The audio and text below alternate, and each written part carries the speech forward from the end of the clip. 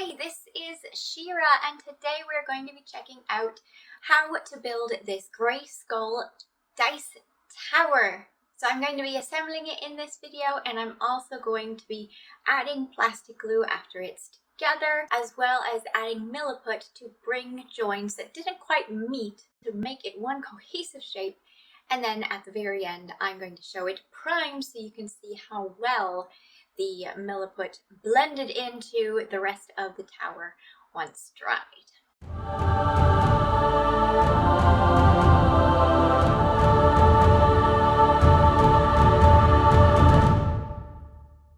This dice tower does not have any rules in game, and its base is not built on hexes, but that isn't to say you couldn't use it as a piece of terrain once it's assembled and painted anyway, as I personally think that having Skeletor and He-Man running around and around the Castle Greyskull as they're fighting to be truly thematic. So it's made from a tough plastic with large, durable pieces that will definitely be resistant to any accidental falls.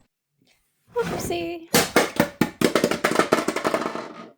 To assemble this model, we first want to cut off the pieces as directed by the assembly guide. These are unique enough that you could just take them all off if you wanted to, and they're big enough you're not going to lose them, I would think. But I prefer to instead take the pieces off page by page, clean them up, and then glue them together before going on to the next page. So to remove them from their sprue, I have high-grade sprue cutters that allow me to get very close to the plastic and leave very little sprue behind.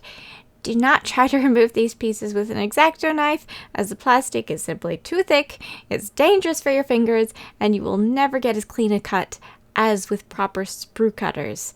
If you are going to be assembling any amount of models, find yourself a pair of great sprue cutters. My favorite brand is Archon, like I'm using here. And no, I don't have an affiliate link, but anyone in Canada or probably even the US can always email me up, since the retail business Sword and Steel will always have them available while they exist.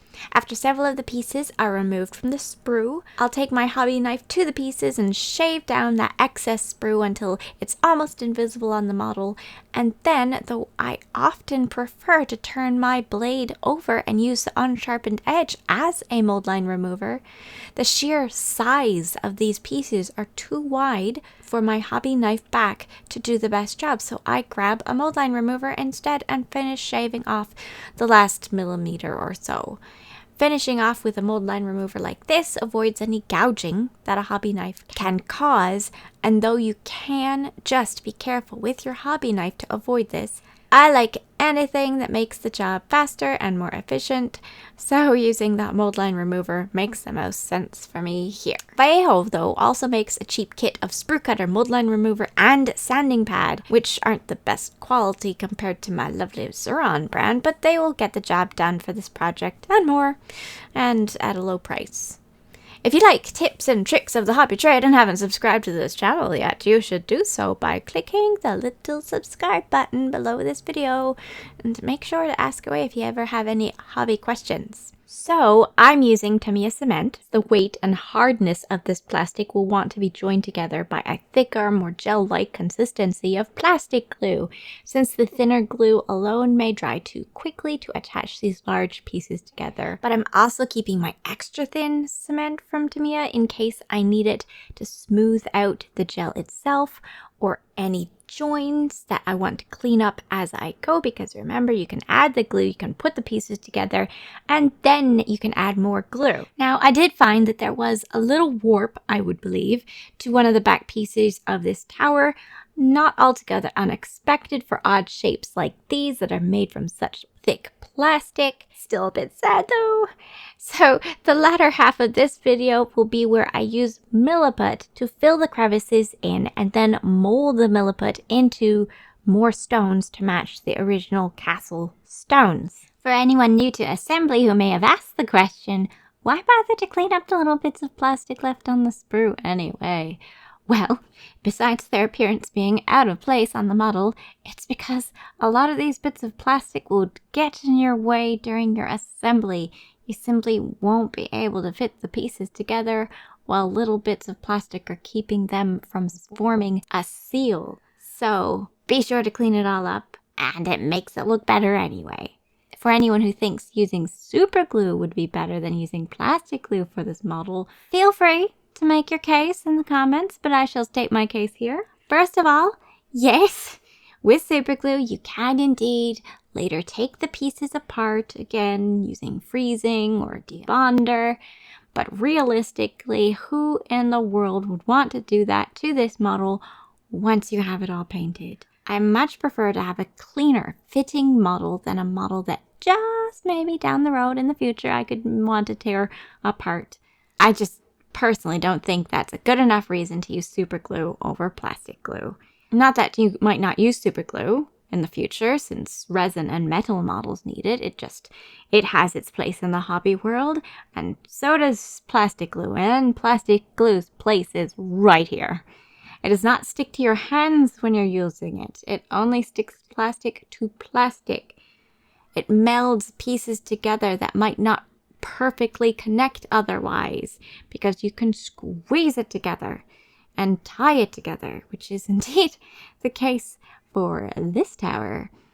I feel like I should point out at this moment that the more poor fit of this particular model is not the norm for Archon Studio's models. Their Masters of the Universe character models all fit beautifully together. Their Dungeons and Dragons character models fit beautifully together. No warp to be found.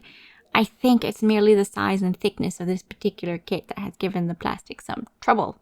But hey, you get to play with Milliput to make stones, and though I certainly sighed at the appearance of the tower after assembling it initially, I did enjoy sculpting the stones. Rather therapeutic it was. You'll have to let me know if you agree if you use Milliput on your project. Honestly, I would have used green stuff, but I happened to be out, and I had Milliput on hand, and it does work into crevices more easily than green stuff and can be smoothed down and rehydrated in a manner that green stuff cannot. So for this project, it was a great choice of filler. Really, Milliput is a great choice for filler. Green stuff is a great choice for anything whatsoever more gravity defying. For those who like to make sprue goo with a mix of sprue and plastic glue as a gap filler, yes, for the smaller gaps, that would work as well, but there are some sizable spaces that you would need to go full shavings and goo with, and Milliput is simply the easier product to work with for this particular case. Here I'm using golden elastic I cut from a costume to tie the pieces of the tower together to help the seal firm up. But the plastic is really quite stiff and doesn't like to be swayed as much as I would like, so this doesn't do a complete job. But nevertheless, I still suggest having elastic or twist ties, hair bands or the like around when you want to hold pieces such as these together to help the plastic glue do its work. It gives your hands the freedom to move on to the next piece while it dries. Though in this case, if you are not going to fill the gaps later, you may want to just wait it out and use your hands, since they will probably do the most precise job as long as you're paying attention at keeping the pieces together as they dry.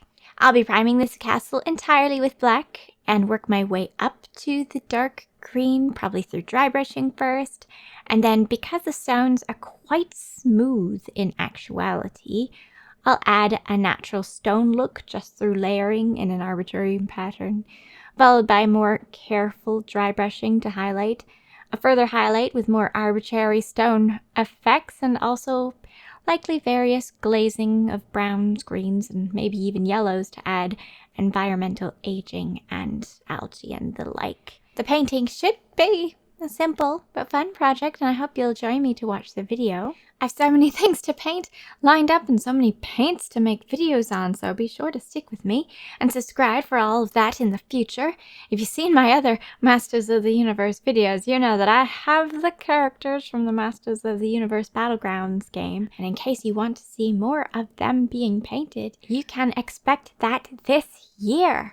I'll also link the Archon Studio website in the description, so you can check out all of the Masters of the Universe stuff on there, because they have great stuff. So I adore the 1980s He-Man episodes, and the Battlegrounds game has a lot of fun mechanics. Actually, I should just link the how to play video I created with Skeletor's reluctant aid, if you'd like to watch that one as well. It's a lot of fun. If you have any questions whatsoever, make sure to comment below.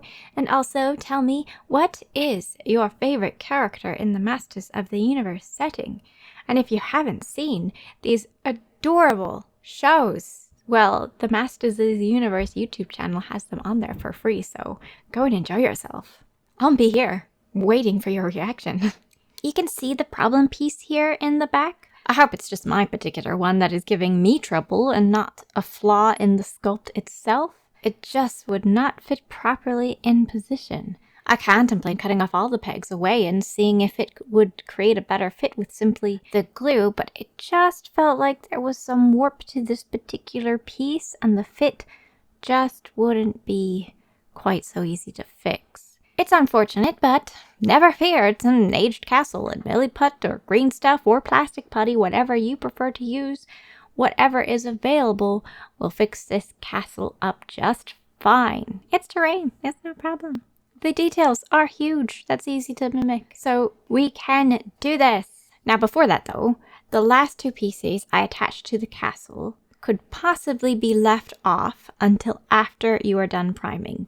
Particularly the one that covers over the hole where the dice will fall. But I didn't bother, simply because the inside is just gonna go black. Okay, now it's Milliput time. Milliput, much like green stuff, comes in two parts, which you must keep apart. I keep it in separate Ziploc bags after I open the little box. You only combine them when you want to use it on your project to fill in gaps and crevices that may come up when dealing with warp or less cleanly designed miniatures. It feels like cookie dough when you're working with it. Best description I think I could find, but it's much more finely grit. Though it will inevitably begin to harden over the course of a half an hour. It starts as very soft.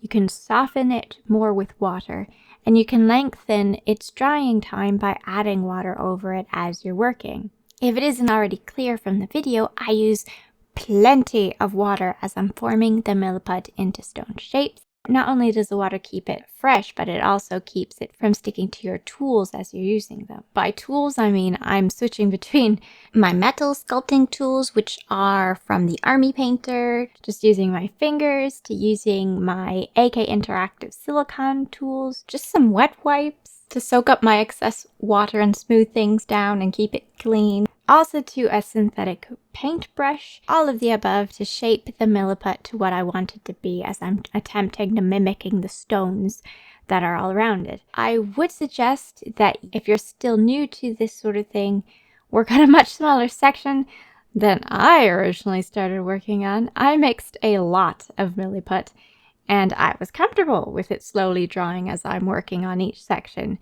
because even as it's partially drying, it's still very workable, and actually in some ways it becomes more workable as it's halfway through its drying process.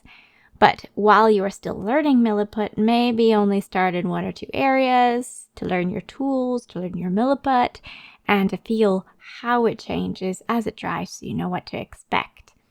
You can certainly scrape off the Milliput if you don't like how it was shaped while it is still mostly fresh, but I wasn't too concerned with this castle because this is supposed to be a somewhat natural rock facing with all sorts of bumps and hills, so if I didn't like what I did with the first layer of Milliput, well then I could either shave down or I could apply more and just adjust the look with the second layer once the first layer has dried. You can even file away at the Milliput after it's dried completely. Just be wary of breathing in that dust as just like resin or metal dust. It certainly can't be good for your lungs. Which is why I like to smooth it down as much as possible while it's fresh with water and with a brush, a damp brush I should say, a brush that's soaked in water basically, so I can avoid having to smooth it down later through sanding. Again, green stuff could do this job as well, but you do have more time with Milliput. It is easier to get into the cracks than green stuff because again, it's like cookie dough, while green stuff is more like chewing gum, I guess. Slightly drying chewing gum. I'm trying to give good analogies. I don't know if it's helpful. And also, Milliput is easier to smooth over various surfaces. to smooth it right in with the rest of the castle so it feels like it's all one piece. If I wanted, however, to create like a random stone leg coming out of this castle, that would be where green stuff would shine over Milliput, with probably a metal wire frame on the inside. But yes, green stuff definitely is better for that than Milliput would be. But for this job, Milliput is doing just fine. And here it is after the Milliput has completely dried.